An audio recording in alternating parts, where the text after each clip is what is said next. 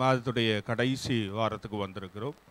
ஏற்கனவே தொடர்ந்து தெய்வீக குணங்களை குறித்து சில காரியங்களை பார்த்து கொண்டிருக்கிறோம். முதல் வாரத்தில் நீங்கள் வந்திருப்பீங்கன்னா டிவைன் கான்ஸ்டன்சி, ஆண்டவர் நம்மோட நிலையாக இருக்கிறார் என்பதை பார்த்தோம்.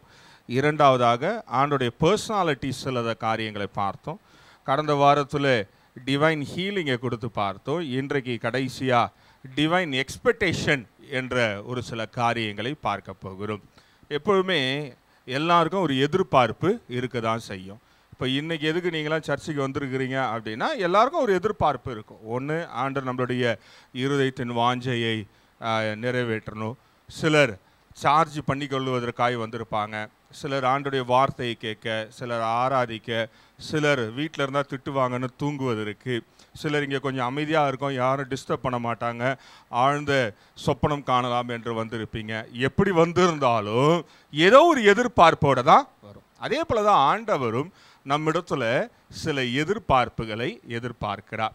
2 பாயிண்ட்டு தான் பார்க்க போகிறோம், ஏன்னா ரொம்ப நேரம் இருக்காது. 2 பாயிண்ட்டு கூட துரிதமாக முடிச்சிருவேன், கவலைப்படாதீங்க.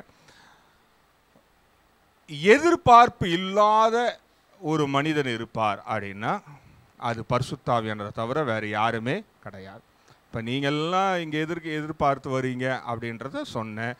நான் எதுக்கு எதிர்பார்த்து வரேன்? மாதம் முடிஞ்சிருச்சு, அடுத்த மாதம் என்ன தரணும்? கமிட்டிலேருந்து சம்பளம் கொடுக்கணும். எல்லாருக்கும் ஒரு எதிர்பார்ப்பு இருக்குல்ல? ஆமாம், அதனால் எதிர்பார்ப்பு அவசியம். அதே போல தான் பிதாவாகிய தேவனும் நம்மிடத்தில் சில காரியங்களை எதிர்பார்க்கிறார். அவர் எதிர்பார்க்குற காரியம் 2. 1, திரும்பி பார்க்கணும். 2வது, முன்னாடி பார்க்கணும். திரும்பி பார்க்க வேண்டிய விஷயங்கள் என்ன அப்படின்னு பார்க்க போகிறோம். முன்னாடி பார்க்க வேண்டிய விஷயங்கள் என்ன? இந்த இருட்டுக்கு பயந்து போகிறவங்கள நடந்து போகும்போது பார்த்துருக்கீங்களா? நீங்கள் எத்தனை பேர் இருட்டில் போனால் பயப்படுவீங்கன்னு தெரியல.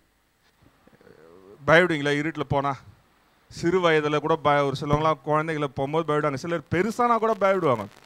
பெரியவர்கள் ஆனால் கூட அந்த ஒரு பயம் இருந்துக்கிட்டே இருக்கும். இருட்டில் அதுவும் புதிய பாதையில் நடந்து போகணும் அப்படின்னும் பொழுது ஒரு அச்சம் இருக்கும். என்ன பயம்னு அது தெரியாது, என்ன பயனே தெரியாது. ஆனால் பயப்படுவாங்க. சுற்றி முற்றி பார்த்துக்கிட்டே போவாங்க. சும்மாவே திரும்பி பார்ப்பாங்க. டங்குன்னு ஒரு சவுண்டு பின்னாடி கேட்டுச்சுன்னா என்ன பண்ணுவாங்க? திரும்பி பார்க்காம ஓடுவாங்க. பார்த்துருக்கீங்களா? அது நல்லது தான், அந்த பயம் நல்லது தான். அந்த பயம்தான் ஆவிக்குரிய பிள்ளைகளுக்கு அவசியம். அதுதான் இன்றைக்கு பார்க்க போகிறோம். திரும்பி பார்க்க வேண்டிய முக்கியமான விஷயத்தில் முதல் குறிப்பு என்ன அப்படின்னா, you have to have the fear of God. ஆண்டவருடைய பயம் இருக்கணும். ஏனென்றால் ஆண்டவர் நம்மளை நடத்தும் பொழுது, நம்ம ஒவ்வொருவரையும் நடத்தும் பொழுது புதிய பாதையில் தான் நடத்துவார். புதிய பாதையில் தான் நடத்துவார்.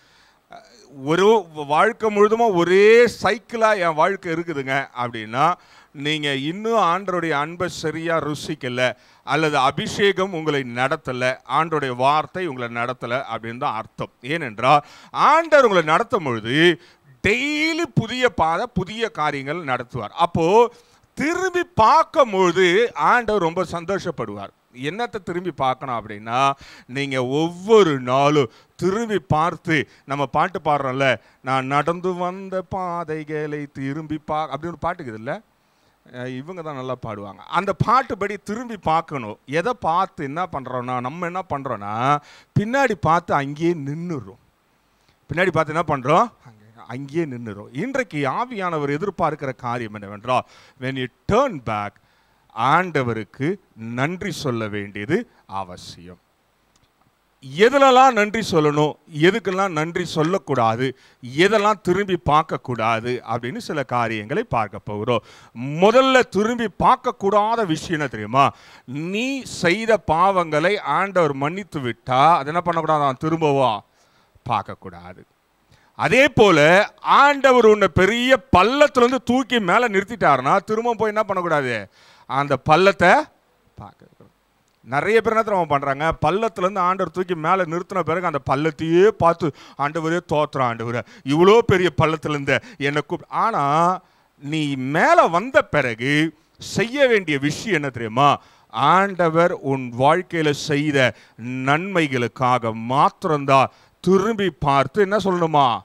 நன்றி சொல்லணும். அதை தான் பிதாவானவர் எதிர்பார்க்கிறார். இன்றைக்கு ஆவிக்குரிய பிள்ளைகள் வாழ்க்கையில இல்லாத ஒரு விஷயம் நம்மக்கிட்ட கூட சில நேரத்தில் என்ன தெரியுமாங்க, ஆண்டவர் செய்த எல்லா நன்மைகளும் ஒரு பக்கம் இருக்க, அவர் எல்லா செய்த நன்மைகளுக்கு தினந்தோறும் நம்ம நன்றி சொல்லுகிறோமா? தினந்தோறும் என்ன பண்ணுமா? நன்றி சொல்லும். இன்னைக்கு நன்றி சொல்லுவது என்பது நிறைய பேர்கிட்ட இல்லை. இப்போ ஏதாவது ஒன்று மனிதர்கள் எதாவது செஞ்சுட்டா நம்ம என்ன பண்ணுறோம்? வி ஓவ் யூ அப்படின்றோம். அப்படின்னா நான் உனக்கு கடன் பட்டிருக்கிறேன். எதுக்கு? நன்றியை திருப்பி செய்வதற்கு. நன்றியை மனிதர்கள் செய்கிறார்கள்னா அது பன்றி மாற்றம் தான் செய்யும், மற்ற எதுவுமே செய்யாது. நல்லா தெரிஞ்சுங்க. உங்களுக்கு யாராவது உதவி செய்கிறாங்கன்னா அவங்களுக்கு நீங்கள் என்ன பண்ணுமா? ஒரு சோத்திரம் சொல்லிட்டு ஜெபம் பண்ண வேண்டியது அவசியம். நீங்கள் திரும்ப போய் செஞ்சிட்டீங்கன்னா அது நன்றி கிடையாது, உதவி கிடையாது. சிலர்லாம் புக்கு போட்டு வைப்பாங்க யாரெல்லாம் என்னென்ன உதவி செய்கிறாங்கன்னு. ஏன்னு கேளுங்களா, அவங்க வீட்டில் அதே மாதிரி ஒரு ஃபங்க்ஷன் இருந்தால் என்ன பண்ணோம்? திரும்பி செய்யணும். நான்லாம் பார்த்துருக்கேன், இந்த மொழி எழுதுவாங்க புத்தகத்தில் கல்யாணத்தப்போ. எதுக்குங்க எழுதினா? திரும்பி செய்யணுமா? ஸோ நமக்கு அப்படியெல்லாம் இல்லை.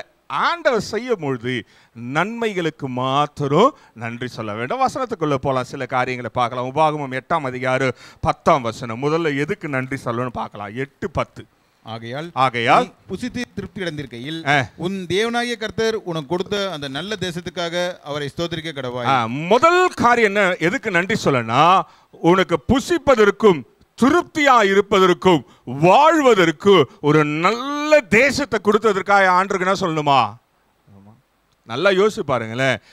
இன்னைக்கு காலையில் ஒருவேளை நீங்க நிறைய பேர் சாப்பிடாம வந்திருக்கலாம். நேற்று நைட்டு நான் சாப்பிடலங்க அப்படின்னா, சாப்பாடு இருந்து சாப்பிடலன்னா வேற, சாப்பாடு இல்லைங்க நான் சாப்பிடல அப்படின்னு யாராவது இருக்கிறீங்களா?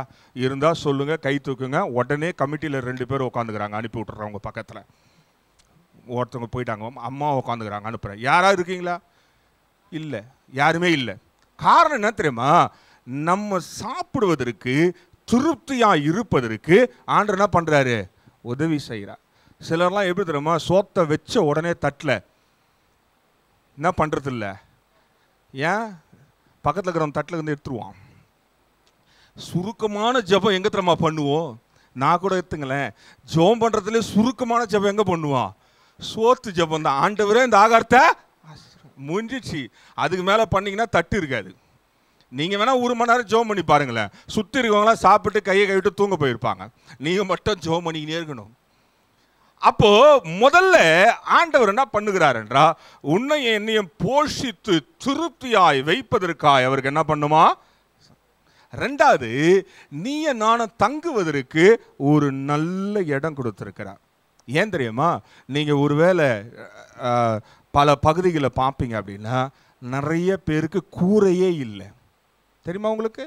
நீங்க வேணா பஸ் ஸ்டாண்டில் தூங்குறவங்களை விட்டுருக்காங்க, அவங்களுக்கு மேலே என்ன இருக்குது? கூரை இருக்குது. அரசாங்க கூரை போட்டு கொடுத்துருக்காங்க பஸ் ஸ்டாண்டில். நிறைய பேருக்கு கூரையே இல்லை. ஆனால் உனக்கு எனக்கும் தங்குவதற்கு ஒரு கூரையே ஆண்டவர் என்ன பண்ணியிருக்காரு? மேலே அமைத்து கொடுத்துருக்கிறா. என்னுடைய ஜெபமெல்லாம் என்ன தெரியுமா இருக்கும்? எப்பவுமே என் சபையில் யாருமே வாடகை வீட்டில் இருக்கக்கூடாது. ஆண்டவரை செத்தா சொந்த வீட்டில் பாடியை போடணுன்னு தான் ஜெபம் பண்ணுவேன். இப்போ வாடகை வீட்டிலாம் பிரச்சனை பார்த்துங்க. அப்பார்ட்மெண்ட்ஸில் இருந்தால் என்ன பண்ணுவான்? இங்கே வைக்காத அங்கே வெய்யணுமா. சிலர் என்ன பண்ணுவாங்க? இங்கே எடுத்துகிட்டே வைக்காதீங்க, கொண்டு போய் சர்ச்சில் வச்சுங்க, நீங்களாம் கிறிஸ்தவம் தானேன்னுவாங்க. எதுக்கு வம்பு? அதுக்கு நிரந்தரமாக ஒரு விலாசம் ஆதார் கார்டில் இருந்ததுன்னா அங்கேயே கிடக்கலாம்ல ஒரு 2 நாள்லாம் கூட. ஸோ அப்போது நமக்கு எல்லாத்துக்கும் ஆண்டவர் என்ன பண்ணியிருக்காரு? ஒரு சுகமாக தங்குவதற்கு, தூங்கும்பொழுது பிரச்சனை இல்லாத ஒரு பாதுகாப்பாக தூங்குவதற்கு இடம் கொடுத்துருக்கிறாரா இல்லையா? எத்தனை பேர் நம்ம ஜெபம் பண்ணிக்கிறோம்? ஜெபம் பண்ணும் போதெல்லாம் நம்ம ஜெபம் எப்படி தெரியுமா? ஆண்டவரே இந்த ராத்திரி ஜெபம் பண்ணுறேன், என் பக்கத்து வீட்டுக்காரனை எப்படியாவது ரட்சியும் ஆண்டவரே. அப்படியே ஜெபம் பண்ணுறோம். அவன் கொடுக்குற கொச்சல்ல அவனை காலி பண்ண ஆண்டவரை, நீர் எவ்வளோ வல்லமை, எவ்வளோ யுத்தம் பண்ணுவார். அப்படிதான் நம்ம ஜெபமே இருக்கிறது. ஆனால் ஆண்டவர் அதெல்லாம் எதிர்பார்க்கல. உனக்கு கொடுத்த ஆகாரத்துக்கு உன்னை திருப்தியாக வைப்பதற்கு. சிலர்லாம் திருப்தி அடைய மாட்டாங்க, அவங்களெல்லாம் விட்டுருங்க. சிலருக்கு நம்ம ஊரில் பழமொழி இருக்குது, வயிறு நிறைஞ்சாலும் கண்ணு நிறையாதான். நான் என்ன சொல்கிறேன்னா, கிறிஸ்தவங்களுக்கு அப்படிப்பட்ட கண்ணு இருந்தால் பிடுங்கி கொண்டு வந்து காணிக்கை பெட்டியில் போடுங்க, நான் விற்று பணமாக்கி உங்களுக்கு பாதி தருகிறேன். புரியுதுங்களா? அப்போ கண்ணு நிறையாம இருக்கும். அப்போ ஆண்டவர் திருப்தியா செய்கிறார். எப்படிலாம் திருப்தியா செய்யறா? உனக்கு என்ன வேணுமோ அன்றாடம் அதை போஷித்து கொண்டே இருக்கிறார். உன்னுடைய எதிர்பார்ப்புகள் வேற, உன்னுடைய தேவைகள் வேற, ஆனா உன்னை திருப்தியாய் வழி நடத்துவதோ, நீ தூங்குவதற்கு நிம்மதியாக ஒரு இடத்தையோ ஆண்டவர் உனக்கு தந்திருக்கா. அப்ப நம்ம நன்றி சொல்லும் பொழுது இது எல்லாத்துக்கும் நன்றி சொல்ல வேண்டியது அவசியமானதா இருக்கு. பவுல் சொல்லுகிறார் 1 தெசலோனிக்கேயர் 5ஆம் அதிகாரம் 18ஆம் வசனத்துல, எல்லாவற்றிலும் அப்படி செய்வதே கிறிஸ்து இயேசுவுக்குள் சித்தம். தேவனுடைய சித்தம் என்னன்னா எல்லாத்துக்கும் ஸ்தோத்திரம் சொல்லணும், எல்லாத்துக்கும் நன்றி உள்ளவர்களாக இருக்கணும். நம்ம செய்து நடந்து வந்த பாதைகளை திரும்பி பார்க்கும் பொழுது ஆண்டவர் செய்த எல்லாத்துக்கும் ஸ்தோத்திரம் சொல்லணும். காலையில் எழுந்து மாலை வீடு வந்த பிறகு முதல்ல செய்ய வேண்டிய விஷயம் என்ன தெரியுமா? ஆண்டவரே கொண்டாந்து வீட்டு வாசல்ல சேர்த்திர, அதுக்காக நன்றி, அதுக்காக தோத்திரம் அப்படின்னு சொல்லணும். ஆனால் நம்ம என்ன பண்ணுறோம்?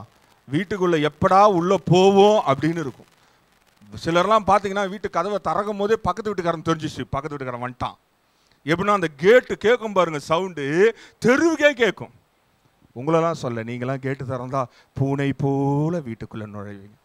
ஒருவேளை உங்கள் வீட்டில் அப்படி யாராவது இருந்தாலும் ஆண்டவர் இன்னைக்கு ரட்சிப்புக்காகவே மாற்றுவாராக. அப்போது சிலர்லாம் வீட்டுக்குள்ளே வரும்போதே சத்தங்க. ஆனால் முதல்ல ஆவிக்குறை பிள்ளைங்க வீட்டு வாசலில் போய் நின்ன உடனே, ஆண்டவரே இன்றைக்கு வெளியே கொண்டு போய் பத்திரமாய் கொண்டு வந்ததுக்காய் நன்றி சோத்திரம்னு சொல்லியிருக்கிறோமா? அப்படி நீ சொல்லியிருப்ப அப்படின்னா பிதா கனம் பண்ணுகிறவராய் இருக்கிறா, பிதா உன்னை ஆசீர்வதிக்கிறார், அவரும் மகிழ்ச்சி அடைகிறவராய் இருக்கிறார். ஆனால் நம்ம அப்படிலாம் செய்வதே கிடையாது. இதெல்லாம் ஆண்டவர் சின்னதாக எதிர்பார்க்கறது, பெருசாக நீ எதிர்பார்க்கறதுலாம் வேற, சின்ன சின்ன விஷயங்கள். அப்போ எல்லாவற்றுக்கும் சோத்திரம் செய்யணும். ஒரு கடினமான சூழ்நிலை வந்தாலும் உன்னை ஜீவனோடு வைத்திருப்பதுக்கு ஸ்தோத்திரம் சொல்லணும். ஏன் தெரியுமா? அந்த சூழ்நிலையில் ஆண்டவர் உன்னை ஜீவனோட பலனோட பாதுகாத்து வைத்ததுக்காகவே நன்றி சொல்லணும். ஏனென்றால் சூழ்நிலைகள் மாறிக்கொண்டே இருக்கும். எல்லாமே நமக்கு எதிராய் மாறினாலும் நீயும் நானும் நிற்பதை ஒருவனும் தடை செய்ய முடியாது. அதுக்காகவாது என்ன பண்ணுமா? ஸ்தோத்திரம் சொல்லணும். அடுத்தபடியா இன்னொரு 2 காரியத்தை பார்த்து நம்ம போலாம். யோவான் 3ஆம் அதிகாரம் 3:16 வாசிக்கலாம். John 3:16.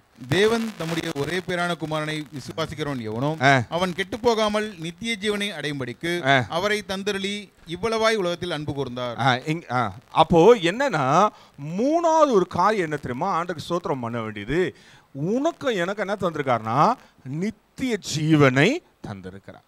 இப்ப நித்திய ஜீவனை பெற்றுக்கொள்வதற்கு யாராலாவது முடியும் அப்படின்னா எந்த வழியும் கிடையாது. பணம் வைத்திருந்தா நித்திய ஜீவனை வாங்க முடியும்னா முடியாது. பணம் வைத்திருக்கிறவன் பரலோகம் போக முடியும்னா போக முடியாது. அல்லது நான் தானம் தர்மம் பண்றேன், நான் நல்லவனாகவே இருக்கிறேன், அதனால எனக்கு நித்திய ஜீவன் கிடைத்து விடுமா அப்படின்னா கிடைக்காது. இயேசுவன்றி, இயேசுவின் ரத்தம் அன்றி, பரிசுத்தாவியானவர் அன்றி ஒருவனுக்கும் நித்திய ஜீவன் கிடைக்காது. ஆனா உனக்கு என்ன பண்ணிட்டாரு? இலவசமாய் கொடுத்திருக்கிறான்.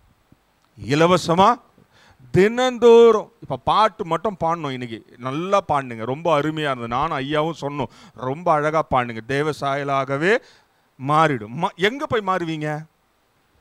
அங்கே தான் போய் மாற போகிறோம். ஆனால் அங்கே போகிறதுக்கு நித்திய ஜீவனை யார் இங்கே பூமியில் தருகிறவ? அதை தினந்தோறும் நீ நினைவு கூர்ந்தாலே நாளைக்கு அங்கே இருப்பீங்க. ஆனால் நம்ம என்ன தெரியுமா பண்ணுறது இல்லை? ஜீவன் கொடுத்ததையும் மறந்துடுறோம், ஜீவன் கொடுத்தவரையும் சபிக்கிறோம். எப்படி தெரியுமா? எதுக்கு இந்த வாழ்க்கை சொல்கிறோமா இல்லையா? என்னங்க ஒரு வாழ்க்கை, இதெல்லாம் ஒரு வாழ்க்கையா அப்படின்னா பிசாசு சந்தோஷப்படுவான். ஏன் தெரியுமா? அவன் உன் இருதயத்தை கடினமாக்கி ஆண்டவருக்கு விரோதமாய் வார்த்தைகளை உச்சரிக்க வைக்கிறான். ஆனால் அதுக்கு பதிலாக ஆண்டவர் எனக்கு தந்த ஜீவனுக்கு நன்றி, எனக்கு வைத்திருக்கிற நித்திய ஜீவனுக்கு நன்றி என்று சொல்லும் பொழுது அவன் என்ன பண்ணுவான்? வெக்கப்படுகிறவனாய் இருக்கிறான். நம்ம என்னைக்கா சொல்லியிருக்கிறோமா? எத்தனை பேர் எனக்கு நித்திய ஜீவனை வைத்திருப்பதற்காக நன்றி ஆண்டவர்னு சொல்லி ஜெபம் பண்ணிக்கிறீங்க? சொல்லுங்களேன், சும்மா சொல்லுங்க. நான் கேள்விதான் கேட்க மாட்டேன். ஏன்னா இப்பெல்லாம் கை தூக்குங்கன்னா தூக்க மாட்டீங்க. கேள்வி கேட்டுறான் இவன் அங்கிருந்து அப்படின்னு உஷாராயிருங்க. அதனால் நான் கேள்விதான் கேட்க மாட்டேன். சொல்லுங்களேன், எத்தனை பேர் ஆண்டவரே எனக்காக நித்திய ஜீவனை கொடுத்ததுக்காக நன்றி ஆண்டவரேன்னு எத்தனை பேர் ஜெபம் பண்றீங்க? யாரும் ஜெபம் பண்ணல. ஏன் தெரியுமா? You don't know the value of eternal life. Eternal லைஃபோடைய வேல்யூ, மதிப்பு தெரிஞ்சிருந்து வச்சுங்களேன், இந்த பூமியில் இருக்கிற வாழ்க்கை வேஸ்ட், அது குப்பை. ஏன் தெரியுமா? அந்த வாழ்க்கை தான் விலையேற பெற்ற வாழ்க்கை. அந்த வாழ்க்கையில துன்பம் இல்லை, தொல்லை இல்லை, கஷ்டம் இல்லை, கண்ணீர் இல்லை, துக்கம் இல்லை, எந்த பிரச்சனையும் இல்லை. சந்தோஷமா எதுல உலாவுமா? பாட்டு மட்டும் பாரு. ஏழை நான் பொன் வீதியில் உலாவிடுவேன். இங்கேயே நீ உணராம அங்க எதுக்கு பொன் வீதியில உலகத்துக்கு போற? இங்க மண் வீதியிலேயே உனக்கு உணர்வு இல்லை, இந்த மண் வீதியிலேயே உனக்கு சொர்ணம் இல்லை, அங்க எது இப்படி போவ? அப்ப நீ என்ன பண்ணு? ஆண்டவரே, எனக்காக மரித்து நித்திய ஜீவனை தந்ததுக்காக உமக்கு யாருமே கொடுக்க முடியாதுங்க. உனக்கு அடுத்த வாழ்க்கை, இந்த பூமிக்குரிய வாழ்க்கை முடிந்த பிறகு எல்லா மதங்களுடைய நம்பிக்கை என்ன தெரியுமா? ஒரு சில மதங்கள்ல திரும்பவும் பிறப்பாங்க. ஒரு சில மதங்கள் என்ன தெரியுமா சொல்றாங்க? அவங்க நட்சத்திரங்களாய் போய் விடுவாங்க. ஆனா நம்ம மாத்திரம்தான், இயேசுவை பின்பற்றுவர்கள் மாத்திரம்தான் மரித்தா இயேசுவோட இருப்போம் என்ற நம்பிக்கை நமக்கு கொடுத்திருக்கிறார். ஹல்லேலூயா. அதுக்காக என்ன பண்ணுமா? தோத்திரம் ஆண்டவரேன்னு இன்னிலேருந்து ஒன்று யோசிங்களேன். நீங்கள் சோத்துக்கு சோத்திரம் பண்ணுங்க, இருக்கிற இடத்துக்கு சோத்திரம் பண்ணுங்க, அடுத்தது நித்திய ஜீவனை கொடுத்ததுக்காக சோத்திரம் சொல்லுங்க. ஆண்டவர் ரொம்ப மகிமைப்படுகிறவராக இருக்கிறார். அப்போது இந்த பூமியில் நீயும் நான் வாழுகிற வரைக்கும் எப்படி வாழுகிறோம் என்பதை அவர் தான் தீர்மானிக்கிறவராய் இருக்கிறார். அடுத்த ஒரு காரியத்தை வாசிக்கலாம். புலம்பல் எழுதின புத்தகம் 3ஆம் அதிகாரம் 22ஆம் பக்கம், 955ஆம் பக்கம். நாம் நிர்மூலமாகாதிருக்கிறது கர்த்தருடைய கிருபையே, அவருடைய இரக்கங்களுக்கு முடிவில்லை, அவைகள் காலைதோறும் புதியவைகள், உமது உண்மை பெரிதாய் இருக்கிறது. இங்க பாருங்களேன், நம்ம நிர்மூலமாகாமல் இருப்பதும் அவருடைய. இப்போ நன்றி சொல்லும் பொழுது நம்ம எல்லாத்துக்கும் சொல்கிறோம். சாப்பாடை வச்ச உடனே என்ன பண்ணுறோம்? நன்றி சொல்லும். இப்போ சிலர்லாம் எப்படின்னா, நல்ல சாப்பாடை பார்த்த உடனே சோத்திரம் சொல்கிறது கூட இல்லை, கப்ப கப்ப கப்பன்னு வாரி செப்டி டேங்கை நிரப்புற மாதிரி நிரப்புறது ஏதே இந்த வைத்த. ஆனால் சிலர்லாம் அப்படி நல்ல சாப்பாடை பார்த்தோன்னே, இப்போ நான்லாம் வகை வகையாக தட்டு பிளேட்டில் வச்சுட்டாங்கன்னா பயப்படுவேன். எதுக்குன்னா, ஆண்டவரே சுகர் வந்துடக்கூடாது, பிபி வந்துடக்கூடாது, கொழுப்பு வந்துடக்கூடாது, கழுத்தில் கத்தி உள்ள வெய்ய ஆண்டவரேன்ட்டு தான் உள்ள தொடருது. ஏன்னா பயம். இப்போ தானே சொன்னேன் நன்றி சொல்லணுன்னு. இப்போ நிர்மூலமாகாமல் இருப்பதே அவருக்கு நன்றி சொல்லணும். எதெல்லாம் நிர்மூலமாகாமல் இருக்கணும்னா, சிலர்லாம் அவங்க ஃபினான்ஸுக்காக நன்றி சொல்லணும். ஆண்டவரே, இப்போது நம்ம மாதந்தோறும் சம்பளம் வாங்குகிறோம், பணம் சம்பாதிக்கிறோம், கையின் பிரயாசத்தை கொண்டு வரோம். சிலர் என்ன பண்ணுவாங்க? பைபிளில் வச்சு ஜெபம் பண்ணுவாங்க. அது அவங்களுடைய நம்பிக்கை, தப்பில்லை. சிலர் தசம்பாகத்தை எடுத்து வச்சுட்டு ஜெபம் பண்ணுவாங்க. இப்போ எதுக்கு அப்படி ஜெபம் பண்ணுறீங்க சொல்லுங்களேன்? எதுக்குங்க பைபிள் வச்சு ஜெபம் பண்ணுறீங்க? சரி, சம்பளம் வாங்கினோடனே நீங்கள் எதுக்கு ஜெபம் பண்ணுறீங்க? அந்த மாதம் முழுதுமாக நடத்தணும், குறை இல்லாமல் நடத்தணும், அதானே?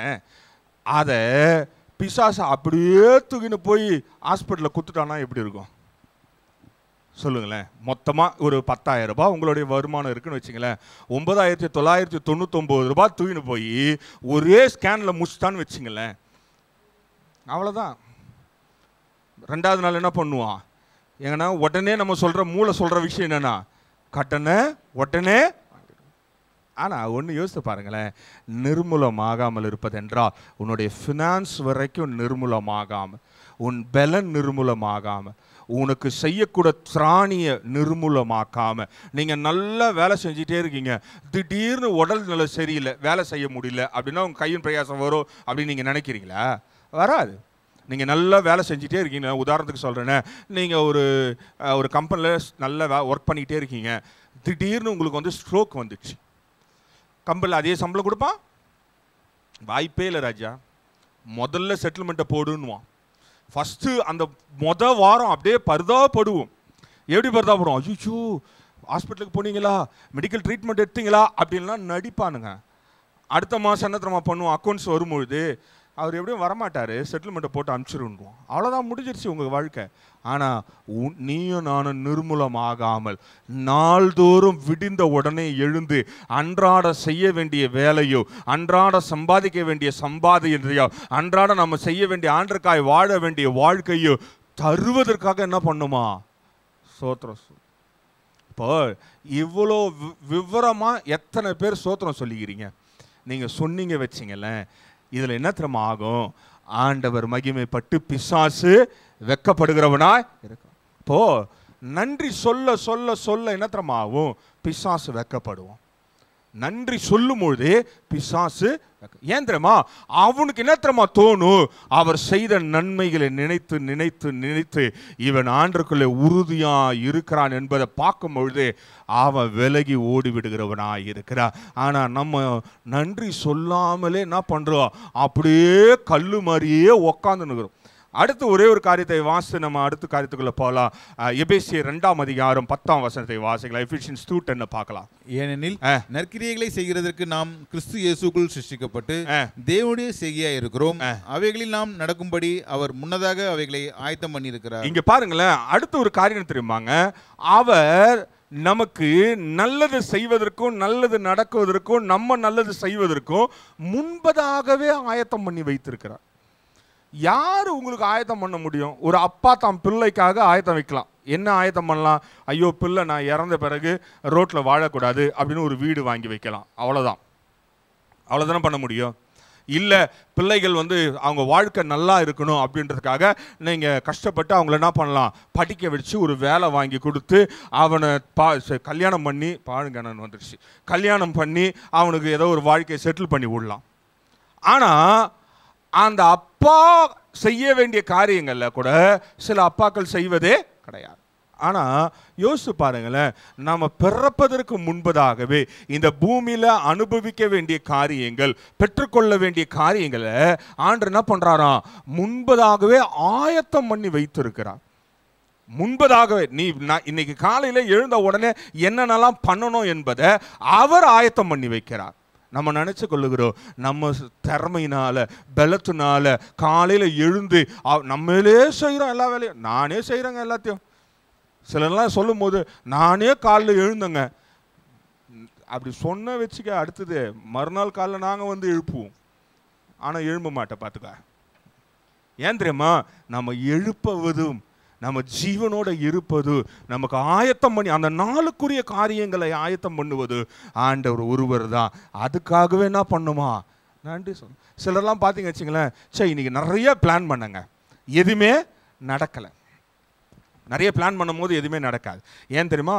மனிதனுடைய எல்லா திட்டங்களையும் நிர்மூலமாக்குவது என்ன ஆவியானவராய் இருக்கிறார். ஆவியானவருடைய வேலை என்ன தெரியுமா? நீ மூளையில போடுற திட்டத்தை தூக்கி மூளையில போடுறதுதான் அவர் வேலையே. தெரியுமா உங்களுக்கு? நான்லாம் முதல்லலாம் அப்போ தான் யோசித்தேன், வருடாந்திர திட்டங்கள்லாம் போடுவோம்.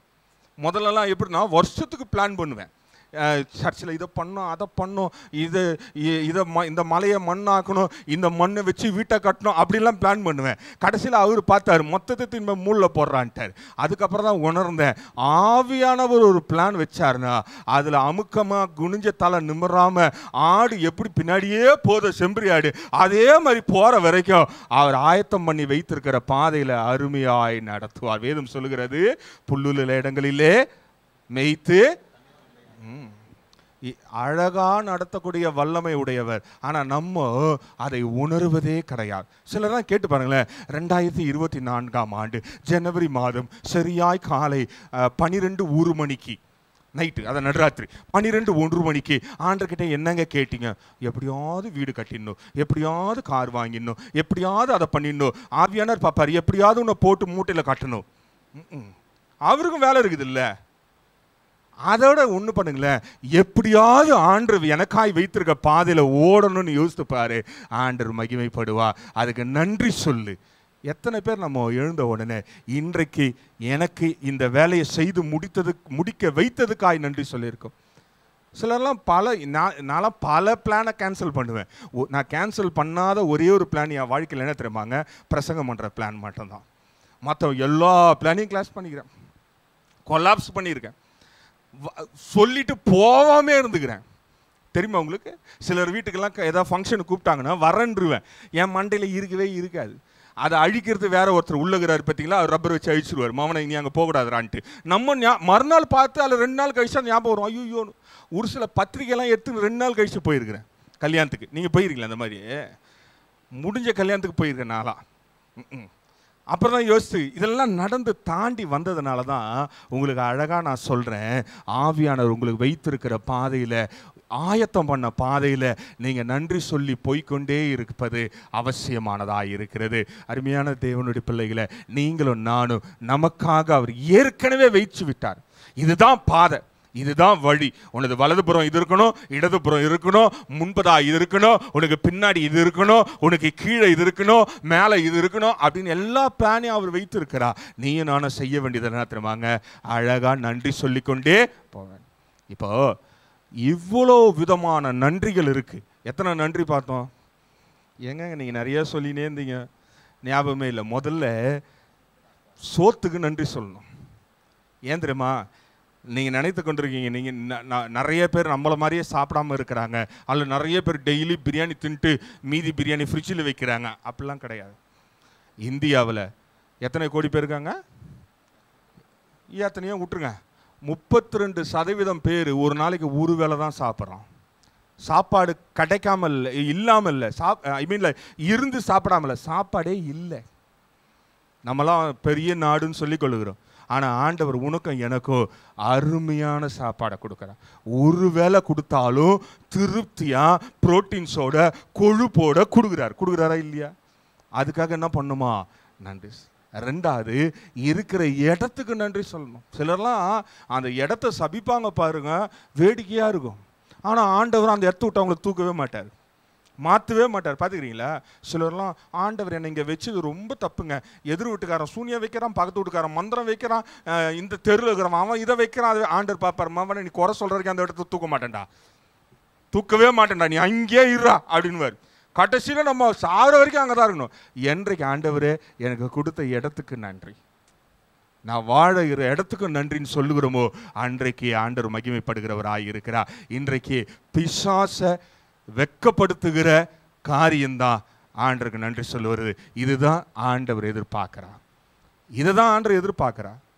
இதை நம்ம செய்கிறோம் அப்படின்னா நிச்சயமா திரும்பி பார்த்து உங்க வாழ்க்கையில எத்தனை நன்மைகள் செய்திருக்கிறார், எண்ண முடியாத நன்மைகள். ஜீவன் தந்து, நிர்மூலமாகாம சுகம் தந்து. சிலர்களாம் வியாதி இருந்துக்கினே சுகமா இருப்பாங்க, தெரியுமா உங்களுக்கு? சிலர்லாம் வியாதி இருந்துக்கினே இருக்கும், ஆனால் சுகமாகவே இருக்கிற மாதிரியே இருக்கும். எப்படி?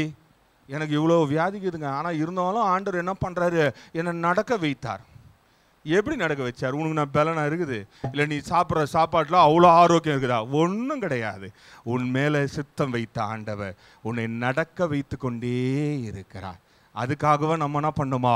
நன்றி சொல்ல வேண்டியது அவசியமானதா இருக்கிறது.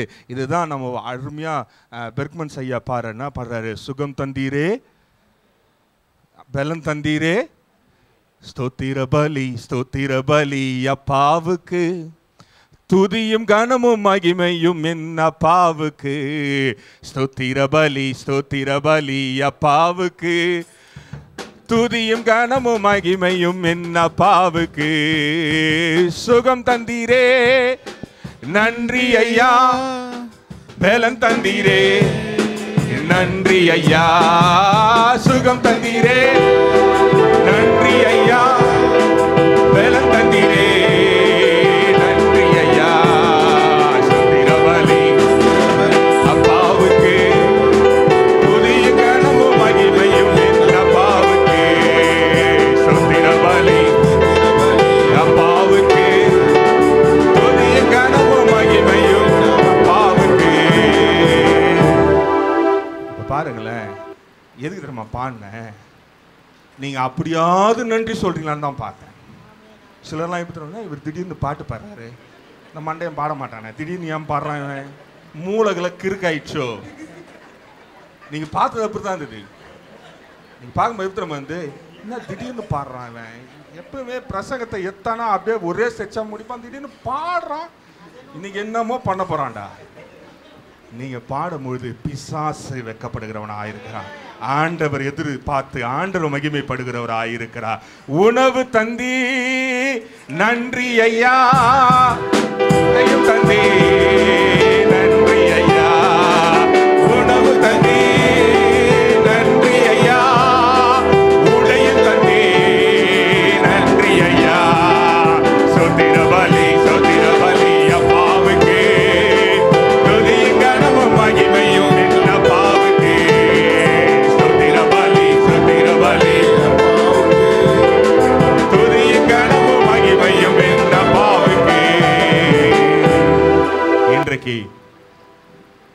பாடும்பொழுது பிசாசு உங்களை விட்டு வெட்கப்பட்டு ஓடுகிறவனாக இருக்கிறான்.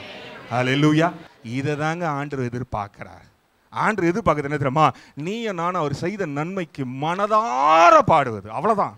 மனதார நன்றி சொல்வது. இப்போ நீங்கள் பாடும்பொழுது நான் பாடுன்றதுக்காக பாடல, அப்படியா பாடினீங்க? பாட்டு போட்டதுக்காக பாடினீங்க, அப்படி தானே? அதுவும் இல்லை. ஏன்னா ஆண்டருக்கு நன்றி சொல்லுவதற்கா. இதுதாங்க உண்மையான ஆராதனை. இதுதான் உண்மையாய் ஆண்டருக்கு நன்றி சொல்வது. ரெண்டாவது ஒரு காரியத்தை எடுத்து பார்க்க போறோம். என்ன தெரியுமா? Look forward. முதல்ல பின்னாடி பார்க்கும்போது என்ன பண்ணுமா? நன்றி சொல்லணும். எல்லாத்துக்கும் நன்றி சொல்லணும். அப்பயே சொல்லிட்டேன், செய்த பாவத்துக்கு திரும்பி பார்க்கக்கூடாது, விழுந்து மேலே வந்த பள்ளத்தை பார்க்கக்கூடாது. ஆண்டவர் செய்த நன்மைகளுக்கு மாத்திரம் நன்றி சொல்லு. அதுவும் எதுக்கெல்லாம் நன்றி சொல்லணும்னு சொல்லிட்டேன். இந்த பாட்டு தெரிஞ்சா வீட்டில் போய் பாருங்க. பெர்க்மன்ஸ் ஐயா 12 காரியத்துக்கு நன்றி சொல்றார். எத்தனை காரியத்துக்கு? ஆமாம், நான் அந்த பாட்டு பிரசங்க ரெடி பண்ணும் போதே யோசித்தேன், எவ்வளோ அருமையாக எழுதிக்கிறார் பாருங்க அப்படின்னு. அப்போ நீங்கள் போயிட்டு வீட்டில் அருமையாக உட்காந்து பொறுமையாக ஆண்டவரை எவ்வளவும் தந்தீர், நன்றி ஐயா என்று சொல்லுங்க. ரெண்டாவது காரியம் என்னன்னா, லுக்கிங் ஃபார்வர்ட். முன்னாடி பார்க்கும்பொழுது ஆண்டவர் பிதாவாகிய தேவன் எதிர்பார்க்குற காரியம் என்னன்னா, நீ அவரை முழுமையாக என்ன பண்ணுமா? நம்ப வேண்டியது அவசியம். When you look forward, you have to trust in the Lord. Whatever happens in your life, whatever comes in your life, whatever may happen in your life, you just trust in the Lord. எது நடந்தாலும் நடக்காமல் இருந்தாலும் வந்தாலும் வராவிட்டாலும் நீ நம்ப வேண்டியது யாரோ என்றால் இயேசுவை மாத்திரம் நீ நம்புகிறாயா? ஆண்டவர் எதுதான் எதிர்பார்க்கிறார்? ஆவிக்குரிய வாழ்க்கையில பிதாவாகிய தேவன் நம்மளை காணும் பொழுது இவன் பின்னாடி நான் செய்ததுக்கெல்லாம் நன்றி சொல்றானா? இஸ்ரவேல் ஜனம் அவர் வழி நடத்தி வந்த பொழுது அவங்க நன்றி சொல்லவே இல்லைங்க. மொத்த பேரையும் போட்டு தள்ளார் பாருங்க. ஒருத்தனை உள்ள அங்க வாதைகளை எகிப்துல வாதைகளை பார்த்த ஒருத்தனை கூட உயிரோட வைக்கல. காரணம் தெரியுமா? they were not faithful. அவங்க நன்றி உள்ளவர்களாகவே இல்லவே இல்லை. ஆனா நீ நானும் அப்படி அல்ல. சின்ன சின்ன விஷயத்துக்கு நன்றி சொல்லுகிறதுனால ஆண்டவர் உன்னை நிர்மூலமாக்காமல் வைத்துக் கொண்டிருக்கிறார். ரெண்டாவது, அவர் முழுசா நம்பணும். நீ பாதையை எடுத்து வெளியே வைக்கும் பொழுதே, உன் வாழ்க்கையில திரும்பி முன்னாடி பார்க்கும் பொழுது நீ நன்றி சொல்லிவிட்டு நீ உன் பார்வையை முன்னாடி வைக்கும் பொழுது நீ என்ன பண்ண வேண்டியது? நம்ப வேண்டியது அவசியமானதா இருக்கிறது. எரேமியா 17ஆம் அதிகாரம் 7ஆம் வசனத்தை வாசிக்கலாம். புக் ஆஃப் ஜெர்மியா 17:7 பார்க்கலாம். கர்த்தர் மேல் நம்பிக்கை வைத்து கர்த்தரை தன் நம்பிக்கையாய் கொண்டிருக்கிற மனுஷன் பாக்கியவான். இங்க பாருங்க, வேதம் சொல்லுகிறது கர்த்தர் மீது நம்பிக்கை வைத்து அவரே என்ன பண்ணுமா? நம்பிக்கையாய் கொண்டிருக்கிற மனுஷன் தான் பாக்கியவான். இப்போ நமக்கெல்லாம் நம்பிக்கை இருக்குது. நம்மளுடைய விசுவாச நம்பிக்கை யார் மேல இருக்கிறது? கண்மலையான கிறிஸ்துவ மேல இருக்கு. ஆனா அவரை நம்பிக்கையாய் கொண்டிருக்கிறோமா அப்படின்னா தான் அதுதான் டவுட்டு. அதுதான் டவுட். நம்ம நம்புறோம். யாரை நம்புறோம்? எல்லா விஷயத்திலையும் ஆண்டவர் நம்புறோம். ஆண்டவர் என்னோட இருக்கிறார், பெரிய காரியங்கள் செய்வார், அற்புதம் செய்வார், அடையாளம் காட்டுவார், எல்லா டொமேட்டோவும் பேசுறோம். ஆனா அவரையே நம்பிக்கையாய் கொண்டிருக்கிறோமா என்பதை பார்க்கணும். ஏனென்றால் நம்பிக்கை வேற, நம்பிக்கை கொள்வது வேற. இப்போ நம்மளுடைய நம்பிக்கையெல்லாம் எதில் தரமா இருக்கு? வீட்டில் ஒரு காரியம் நடக்கணும்னா எதில் இருக்கு? கையில் எவ்வளோ பணம் இருக்கு அதை வைத்து திட்டம் போடும். நம்ம ஊரில் பழமொழிக்கு பஞ்சமே இல்லை. விரலுக்கு ஏற்ற வீக்கம் வேணும், விரலுக்கு ஏற்ற வீக்கம் வேணும். சிலர்லாம் பார்த்தீங்கன்னு வச்சுங்களேன், கல்யாண வீடு ரொம்ப பார்க்க ரொம்ப கஷ்டப்படுற மாதிரியே இருக்கும். ஆனால் அவங்க கல்யாணம் வைக்கும்போது செம்ம கிராண்டாக வைப்பாங்க. ஒரு 2000 பேர் 3000 பேரை கூப்பிட்டு பெரிய மண்டபத்தில் யானை மேலே சவாரி வர வைத்து, பூனை மேலே மணப்பெண்ணை வர வைத்து, இப்படியெல்லாம் பயங்கரமாக பண்ணுவாங்க. இதை பார்க்குறவங்க சும்மா இருக்காது வாய். சொல்லுங்களேன், சும்மா இருக்க வாய். ஒன்றும் இல்லாத வேஷம் போச்சு. இப்போ பற்றியா எப்படி வச்சு இந்த எல்லாத்தையும் எடுத்துன்னு வருது? நம்ம தானே சொல்கிறோம், வேற யாரை? இப்போ நீங்கள் சொல்லாமல் நான்லாம் ஆண்டவர் உங்களை ஆசீர்வதித்தா, ஆண்டவர் எவ்வளோ அருமையாக வாசிரு, யானை மேலே உங்களை சவாரி கொண்டு வந்திருக்காரு அப்படி சொல்லி ஜோம் பண்ணிக்கிறோமா? வாய்ப்பே இல்லை, வாய்ப்பே இல்லை. என்ன நடிப்பு நடிச்சது பத்தியா? எவ்வளோ துட்டு ஒழிச்சு வச்சிருந்து இப்போ வருது பாரு எல்லா பணமும். அதுதான் சொல்கிறோம். ஏன் தெரியுமா? நம்முடைய நம்பிக்கை எங்கே கொண்டு இருக்கிறோம். சிலர்லாம் என்ன தெரியுங்களா, எது சொன்னாலும் எனக்கு தெரியுங்க. அவங்கள நம்பிக்கைலாம் எங்கே தெரியுமா இருக்கு? அவங்க மூளை மேலே இருக்கு. எனக்கு தெரியும்னு ஒருத்தன் சொன்னானா அவனுக்கு எதுவுமே தெரியலன்னு அர்த்தம். If somebody says I know everything, he is one of the fundamental idiot in the world. அவனை போல முட்டாள் யாருமே இல்லை. நான் சொல்ல வேணா வாங்க, வசனத்தோட சொல்றேன். எதுக்கு சொல்றேன்னா, நம்பிக்கை கொள்ளுகிறவன் எல்லா நேரத்தில் என்ன நம்ம சொல்லுவான், என்னை வழி நடத்துகிறவர் நிச்சயமாய் வழி நடத்துவார். இருந்தாலும் நடத்துவாரு, இல்லைனாலும் இருந்தவனை யார் அருமையா நடத்தினார்னா, சாலமோன் கையில தாவீது எவ்வளவு காசு கொடுத்துட்டு போனானோ ஆலயத்தை கட்ட சொல்லி. அட ஏங்க அதெல்லாம் கேட்குறீங்க, அவன் குத்த போதான் உயிரோடு இல்லைங்க, இல்லை என்னை கேட்கவும் இல்லை, அவன் இல்லை என்னை எண்ணி கொடுக்க சொல்லி கையில் கொடுக்கவும் இல்லை சொன்னானா உங்ககிட்ட? தாவீது உங்ககிட்ட காசு கொடுத்து, தம்பி இதை எண்ணி தாவீதுகிட்ட கொடுத்துரு, சாலமோன்கிட்ட கொடுத்துருன்னு சொன்னா இல்லை, நானும் இல்லை, அப்போ விட்டுருங்க, தெரியாது. 20,000 வெள்ளிகளை எடுத்து சாலமோன்கிட்ட கொடுத்தான். சாலமோன் இப்போ எப்படி இருக்கானா, ஐஸ்வர்யத்தில் இருக்கிறான், கொழுத்து இருக்கிறான். ஆனா ஆண்டவர் அவனையும் நடத்தினார். எதுவுமே இல்லாத தரித்திரனா இருந்தவனையும் ஆண்டவர் நடத்தினார். இப்ப யோசிச்சு பாருங்களேன், அவரை நடத்தணும் அப்படின்னு முடிவு பண்ணிட்டா இவங்களுடைய நம்பிக்கை எல்லாம் எங்க தரமா இருந்தது, ஆண்டவர் மேல இருந்தது.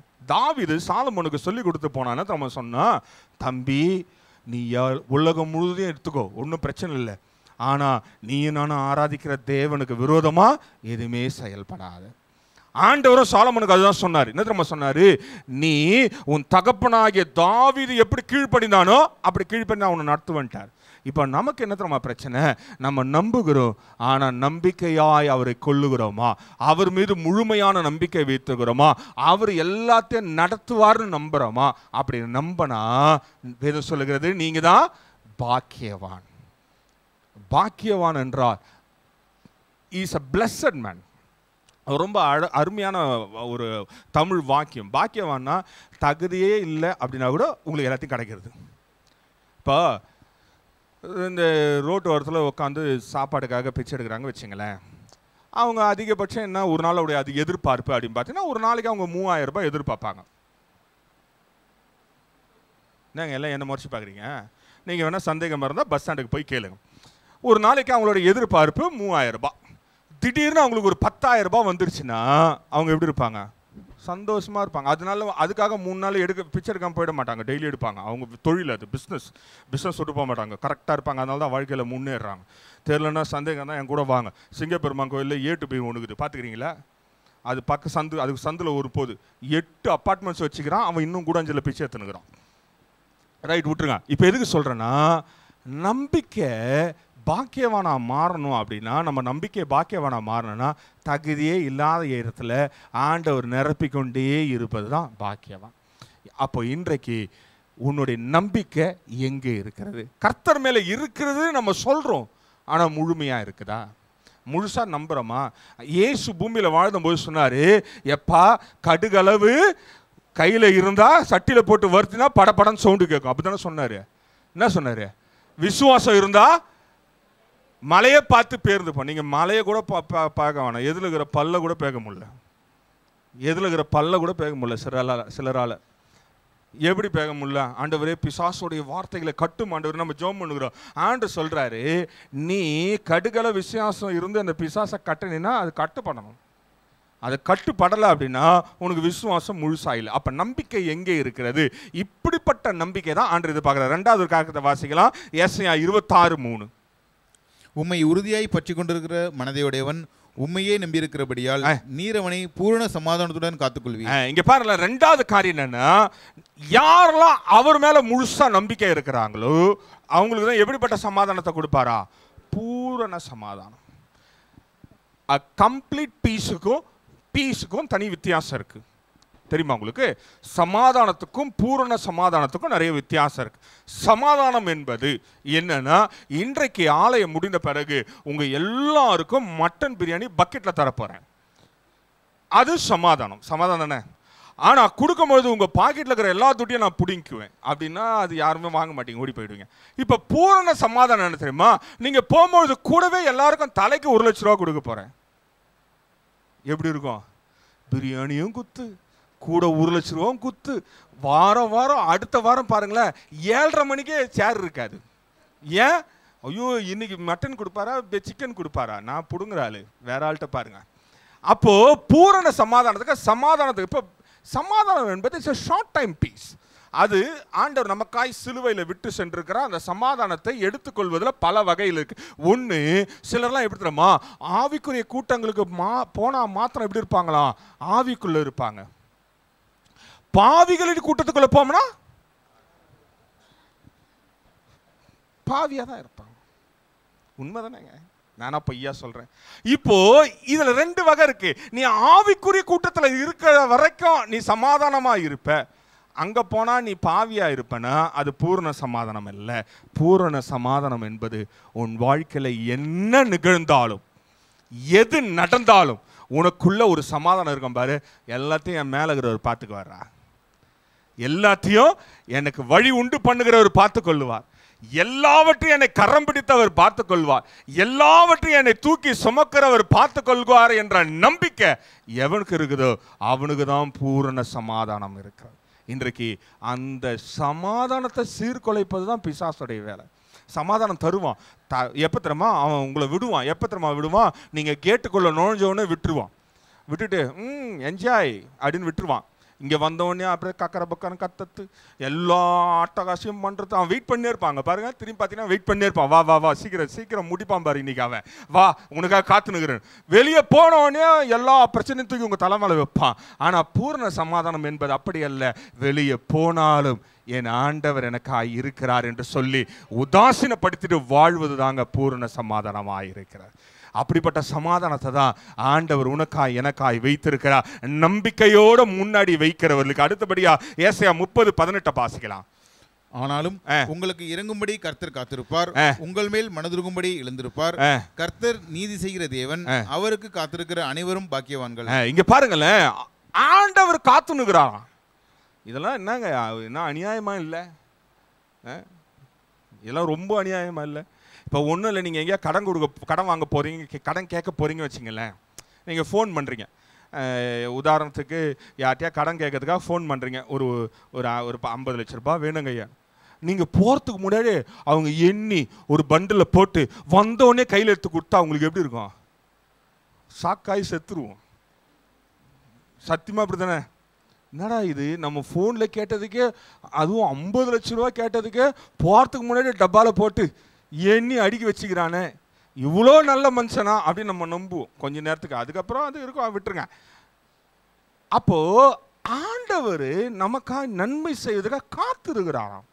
யாருக்கு தெரியுமா காத்துனுக்கிறாரு?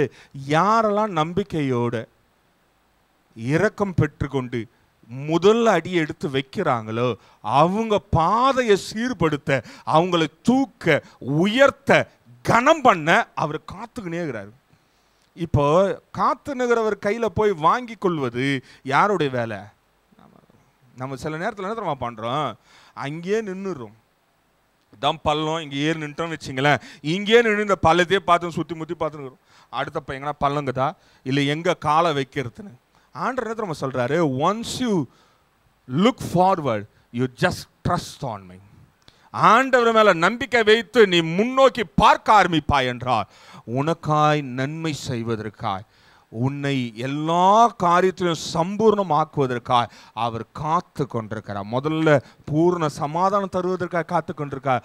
ரெண்டாவது எல்லாத்தையும் தருவதற்காக என்ன பண்றாராம்? காத்துனுகிறார். அதனால தாங்க அவரை அப்பா பிதாவேன்னு கூப்பிடுறோம், வேற எதுவுமே கிடையாது. ஏன் ஆண்டவர் அப்பா பிதாவேன்னு கூப்பிடுறோம்? ஏன் அம்மா பிதாவேன்னு கூப்பிடலாம்ல, இல்லை மம்மி அம்மான்னு கூப்பிடலாம்ல? ஏன் கூப்பிடுறதில்ல தெரியுமா? அப்பா தான் பிள்ளைங்களுக்கு ஆஸ்தியை சேர்த்து வைக்கணும். அப்பாக்கள் இருக்கிறவங்களாம் எங்கே இருக்கிறீங்க? இப்போ எவனும் கை தூக்க மாட்டாங்க. யாரும் ஐயோ வாய்ப்பே இல்லை ராசா, இப்போ எந்த அப்பாவும் கை தூக்க மாட்டாங்க.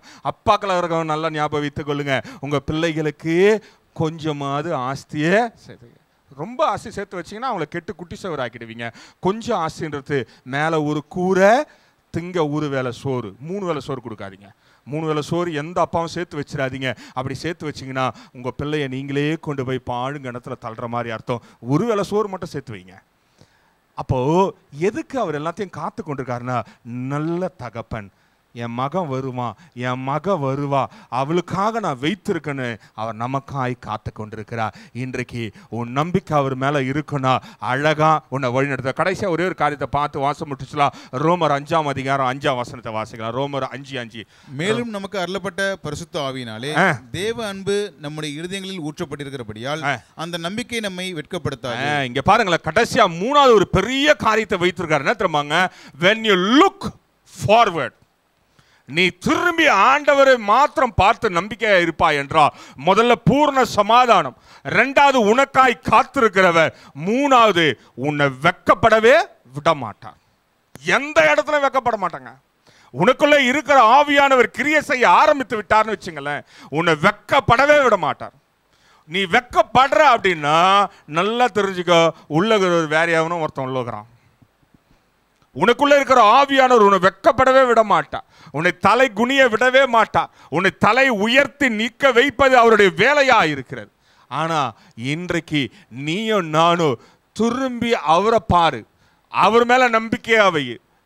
பிதாவாகிய தேவன் எதிர்பார்க்கிற காரியங்கள்ல 2 காரியம். பின்னாடி திரும்பி பார்த்தீங்கன்னா நன்றி சொல்லு, முன்னாடி பார்க்க ஆரம்பித்தீங்கன்னா அவர் மேல முழுசா நம்பு. அப்படி நம்பினா 3 காரியம் உனக்கு ஆல்ரெடி வைத்திருக்கிறா. நீ நானும் என்ஜாய் பண்ண வேண்டியதுதான் அவசியம். நீ நானும் அதை அனுபவித்து ஒவ்வொரு நாளும் அவருக்கு நன்றி சொல்லிக்கொண்டு போய்கொண்டே இருக்க வேண்டும். ஆனா இன்றைக்கு பிசாசு பல தருணங்கள்ல நம்ம வெட்கப்பட விட்டு கொண்டே இருக்கான். காரணம் தெரியுமா? we do not realize how big is our God. நம்ம ஆண்டவர் எவ்வளவு பெரியவர், அவர் நமக்காக காத்திருக்கிறார் என்பதை கூட அறியாம நம்ம அங்கேயே நின்று கொண்டிருக்கும் பொழுது பிசாசு சந்தோஷப்பட்டு நம்மளை வெட்கப்படுத்தி கொண்டே இருப்பான். இன்றைக்கு அவனை வெட்கப்படுத்த வைப்பதுதான் நம்மளுடைய வேலையா இருக்கிறது. பெருசா ஆண்டவரை ஆராதிப்பதெல்லாம் நல்லதுதான். சாட்சியா இருங்கள். நீங்கள் பூமிக்கு வெளிச்சமா இருக்கீங்க, உப்பா இருக்கிறீங்க, சாட்சியா இருக்கிறீங்க, வேற என்ன ஆகுறீங்க சொல்லிக்கினே இருங்களேன். நீங்க தான் கலங்கரை விளக்கம், நீங்கள் உப்பு, உலகத்துக்கு உப்பா இருக்கிறீங்க, நீங்கள் உலகத்துக்கு சாட்சியா இருக்கீங்க. சாட்சி என்ன தெரியுமாங்க? உங்களை பார்த்து பிசாசு வெட்கப்படுவது, உங்களை பார்த்து பிசாசு தானா ஓடி போவது. இயேசுவை 40 நாள் உபவாசம் இருந்து வந்த பொழுது பிசாசு எல்லா இடத்துக்கும் கூட்டு போனான். அவர் ஆண்டவருடைய வார்த்தையினால அவனை வென்றார், வேத வசனத்தினால அவனை வென்றார். ஆனா கடைசியில நடந்தது என்ன தெரியுமா? பிசாசு வெட்கப்பட்டா, ஆண்டவர் வெட்கப்படவே இல்லை. இன்றைக்கு ஆண்டவரும் அப்படிதாங்க, இயேசுவும் நம்மளை அப்படிதான் பாதுகாத்து கொண்டிருக்கார். தேவனும் அதை தான் விரும்புகிறார்.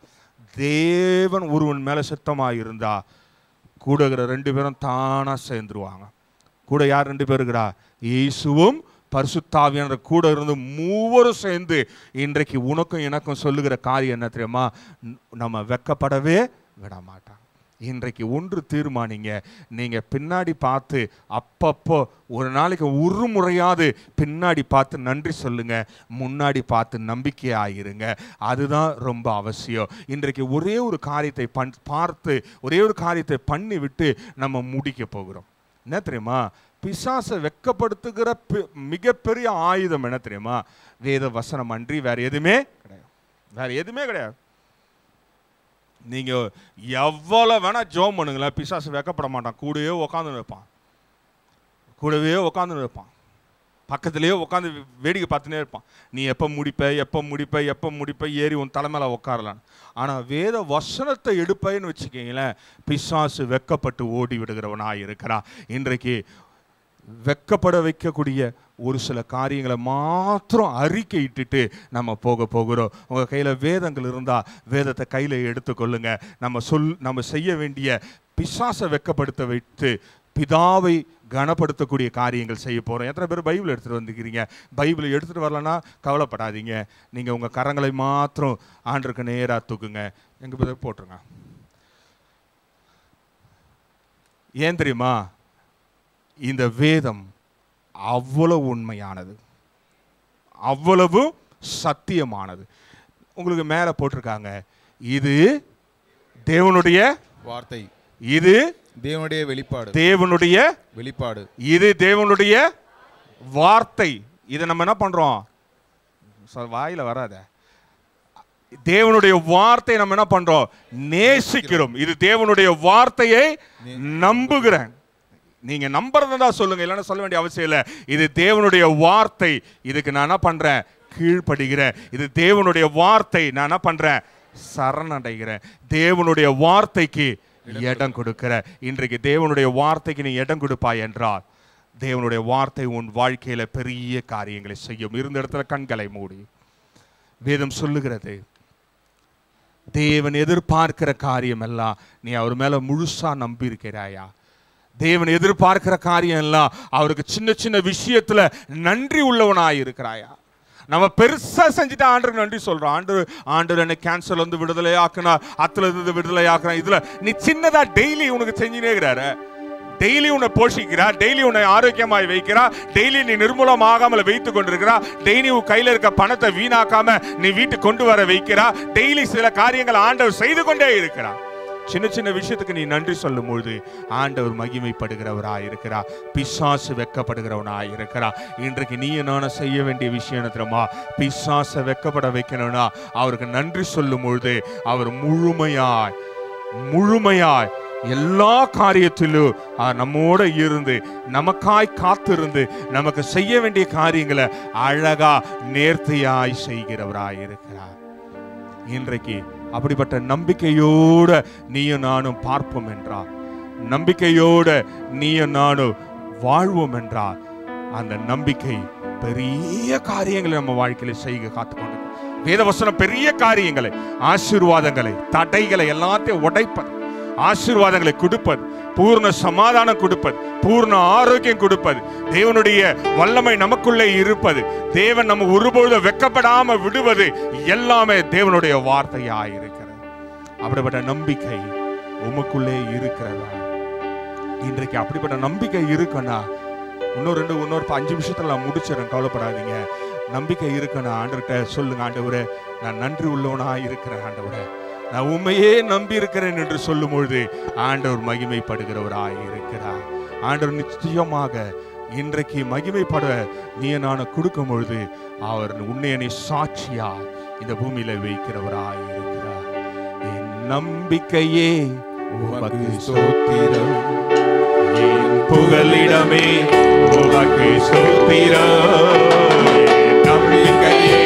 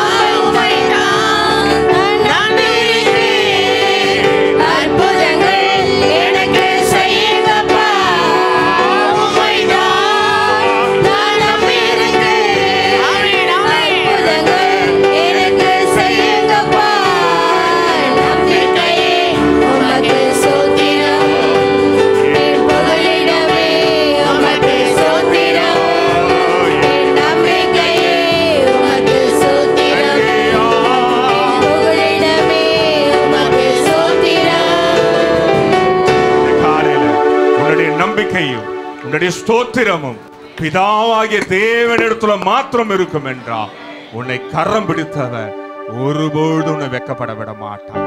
உன் அருகிலே இருக்கிறவர் ஒருபொழுது நீ தள்ளாட விடவே மாட்டான். உன்னை சுமக்கிறவர் ஒருபொழுது உன்னை இறக்கி விடாம உன்னை மேன்மைப்படுத்துகிறவராய் இருக்கிறார். அன்பின் பரலோக பிதாவே, இந்த காலையில சத்தியம் எங்களை விடுதலையாக்கட்டும். நீ செய்த நன்மைகளுக்காய் நன்றி, ஸ்தோத்திரம் ஆண்டவரா. உம்மை நாங்கள் நம்பி இருக்கிறோம். எங்களை கரம் பிடித்து நடத்துங்க ஆண்டவரே. விசுவாசத்துடன் இங்கிருந்து சொல்லுகிறோம். மீண்டும் நாங்கள் சந்திக்கிற வரை உம்முடைய நன்மைகளுக்காய் நன்றி சொல்லுகிறோம் ஆண்டவரே. நீ செய்ய இருக்கிற அற்புதங்களுக்காய் நன்றி. இந்த காலையில் அற்புதங்களை அடையாளங்களை எதிர்பார்த்து வந்திருப்பார்களா? நீங்க இந்த வாரத்தில் பெரிய காரியங்களை செய்து சாட்சியாய் இந்த பூமியில எங்களை நிறுத்தும்படியாய் நாங்கள் ஜெபிக்கிறோம். இயேசுவே நாமத்தில் பிதாவே, ஆமென். நம்முடைய கர்த்தராகிய இயேசு கிறிஸ்துவின் கிருபையும் பிதாவின் அன்பும் பரிசுத்தாவினுடைய அந்யோன்ய ஐக்கியமும் இன்றும் என்றும் சதா காலமும் நம் ஒவ்வொரு கூட இருப்பாராக. ஆமென். என் ஆத்துமாவே கர்த்தரை ஸ்தோத்திரம், என் உள்ளமே பரிசுத்த நாமத்தை ஸ்தோத்திரம். என் ஆத்துமாவே கர்த்தரை ஸ்தோத்திரம், கர்த்தர் செய்த சகல உபகாரங்களை மறவாதே. ஆமென். ஹல்லேலூயா. ஆண்டவர்களை ஆசீர்வதிப்பார்.